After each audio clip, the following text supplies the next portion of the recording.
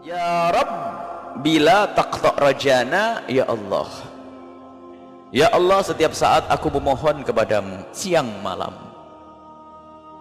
Setiap saat aku memohon kepadamu. Dan di hadapanku banyak harapan-harapan. Ingin anak soleh, hidup mereka sejahtera, bahagia dunia akhirat. Aku ingin hidup bahagia dalam rumah tangga, dunia akhirat. Aku ingin yang belum menikah ingin punya suami yang baik, yang soleh. Yang belum menikah dari kaum pria ingin punya istri yang solehah. Itu adalah harapan-harapan yang ada di benaknya.